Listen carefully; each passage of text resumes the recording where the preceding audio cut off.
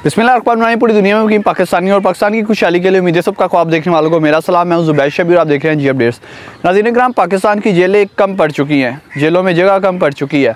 मुल्ज़मान को लाने के लिए वो कह रहे हैं जी हमारे पास जगह ही नहीं है। इस पर डिस्कशन करेंगे, साथ ही साथ आपको बताएंगे कि तरीक़ इंसाफ़ के साथ कौन सा हाथ होने वाला है। हो सकता है इन्हें सीटें दी ना जाए, क्योंकि कल इजलास तलब कर लिया गया। उसके बाद सीटों के मामले में जो मखसूस नशिस्तें हैं वो इन्हें नहीं दी जाएंगी। इन सब बातों पर डिस्कशन करेंगे। साथ ही साथ शेर अफजल खान मरवा साहब फ़ौज के हक़ में उठ के बाहर आ चुके हैं, उन पर ही बात करेंगे। लेकिन उससे पहले आपको बताते चलूँ, अगर आपने अभी तक चैनल को सब्सक्राइब नहीं किया, जल्दी से सब्सक्राइब करें, बेल आइकन पे लाजमी क्लिक करें ताकि आने वाली वीडियोस आप तक पहुंच सके। तो जी स्टार्ट करते हैं सबसे पहले बुशरा बीबी के हवाले से।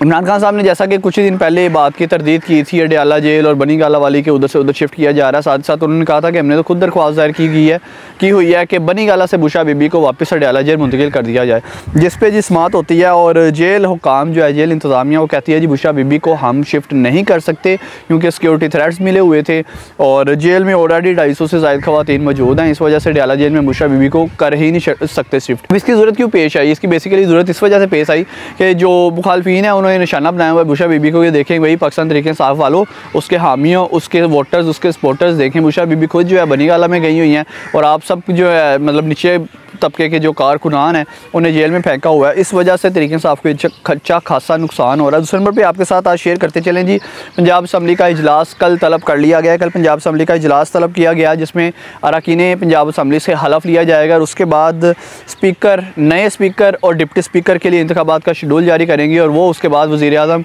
और वज़ीर आला वगैरह के इंतखाबात का शेड्यूल जारी करेंगे। लेकिन समझा जा रहा है कि इन्हें टिकट्स नहीं दी जाएगी। किस वजह से इन्हें टिकट्स नहीं दी जाएगी, उसकी बहुत सारी रीज़न है। उसकी सबसे पहली रीज़न तो यह है कि तहरीक इंसाफ़ के टिकट्स को डिवाइड कर दिया जाएगा। जो 27 मखसूस नशिस्तें इन्हें देनी हैं वो समझा जा रहा है, बल्कि ज़राए बता रहे हैं कि वो डिवाइड कर दी जाएंगी। रेशो ये आती है कि तकरीबन 4.5 सीटों पर एक मखसूस नशिस्त दी जाती है जितने वाली पार्टियों को।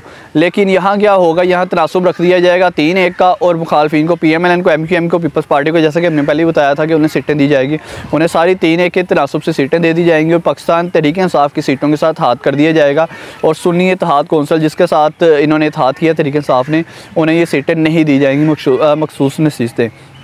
अब देखते हैं इलेक्शन कमीशन इस पे कौन कौन से अपने एक्ट लागू करके इनसे सीटें ये वाली छीनता है। साथ ही साथ आपको पता चलेगा कि पाकिस्तान तरीक़े साहब ने इंटर पार्टी इंतखाबात का ऐलान कर दिया। एक बार पहले भी इन्होंने ऐलान किया था जनरल इलेक्शन से पहले, 8 फरवरी से पहले कि 5 फरवरी को, तकरीबन 5-6 फरवरी को हम इलेक्शन करवाएंगे।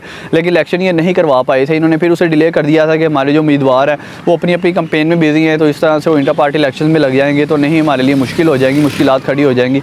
अब इन्होंने इंतखाबात का ऐलान किया है।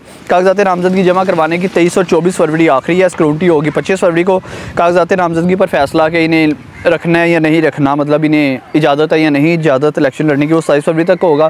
पोलिंग होगी 3 मार्च को और पोलिंग 4 सूबों में करवाई जाएगी, किसी एक सूबे में नहीं करवाई जाएगी। जो पाकिस्तान तहरीक इंसाफ़ की सेक्रेटरीट है 4 सूबों में, वहाँ पोलिंग होगी और उसके बाद फैसला किया जाएगा कि कौन होगा पाकिस्तान तहरीक इंसाफ़ का आइंदा आने वाला चेयरमैन।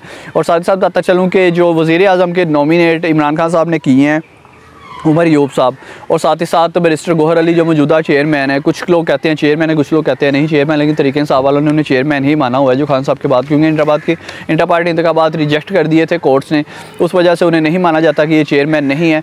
लेकिन तहरीक इंसाफ़ वाले यही कहते हैं कि हमारे चेयरमैन है। तो चेयरमैन बैरिस्टर गौहर अली और साथ ही साथ उमर यूब साहब, इन्होंने सुन्नी इत्तेहाद कौंसिल में अभी तक शमूलियत नहीं इख्तियार की। उसकी रीज़न ये है कि इन्होंने इंतखाबात में, इंटर पार्टी इंतखाबात में हिस्सा लेना था और अगर ये उसमें शमूलियत इख्तियार कर लेते तो ये इंतखाबात में हिस्सा नहीं ले सकते, तो ये आज़ाद उम्मीदवार की हैसियत से असम्बली में बैठेंगे। आखिर जो हमारे पास खबर है वो ये है जी कि शेर अफजल खान मरवा साहब जो फ़ौज के हक़ में बोल पड़े हैं, वो कहते हैं जी बहुत सारी चीज़ों में हमारा इन्हिसार फ़ौज पे है। जो फ़ौज के ख़िलाफ़ कहते फिरते तरह के तरीके से फ़ौज के ख़िलाफ़ है, इनके वकला हज़रात फ़ौज के ख़िलाफ़ है, बिलखसूस शेर अफजल मरवत फ़ौज के ख़िलाफ़ है, उनका बयान आ जाए। वो कहते हैं जी कि बेसिकली 144 की उनकी दफ़ा जो थी, उसके खिलाफ दफ़ा लगी थी उन पर, उसके ख़िलाफ़ कार्रवाई थी, आज समात थी, जिसमें वो कहते हैं जी फ़ौज और इस्टेब्लिशमेंट दोनों अलग अलग इदारे हैं। हमारी जंग हमारा मैंडेट छीनने वालों से या फ़ौज से नहीं है। फ़ौज जो है सरहदों पे खड़ी रहती है, हमारी हिफाजत करती है वगैरह वगैरह। मतलब आज वो भी पाक अफवाज के तरीफ़ों के पुल बांधते हुए दिखाई दिए थे। अब देखते हैं कि पाकिस्तान की तारीख़ में क्या लिखा जाता है और पाकिस्तान का आइंदा आने वाला जो फ्यूचर है, जो मुस्तकबिल है, उसमें क्या होता है। उम्मीद तो यही करते हैं कि जो भी हो पाकिस्तान के हक़ में बेहतर हो, पाकिस्तान दिन दुगनी रात चुगनी तरक्की करे। अपनी मेज़बान ज़ुबैर शबीर को इसी उम्मीद के साथ इजाज़त दीजिए कि इंशाअल्लाह जो भी होगा पाकिस्तान के हक़ में बेहतर होगा और कल असम्बली इजलास में जो भी फैसला होता है, हलफबरदारी होती है और कोई न्यू अपडेट होती है, वो आपके साथ इंशाअल्लाह शेयर करेंगे। अल्लाह निगहबान।